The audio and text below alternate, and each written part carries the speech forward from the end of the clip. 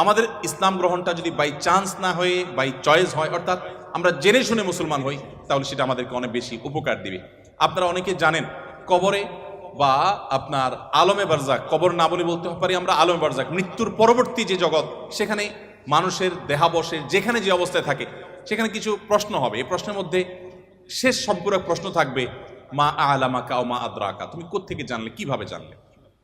তার মানে ইসলাম চায় আমি যা জানবো ইসলামের কথা, সেটাও জ্ঞান ভিত্তিক জানবো এবং গ্রন্থভিত্তিক জানবো, জেনে শুনে আমি বিশ্বাস করবো। আল্লাহ আমাদেরকে সে তৌফিক দান করুন।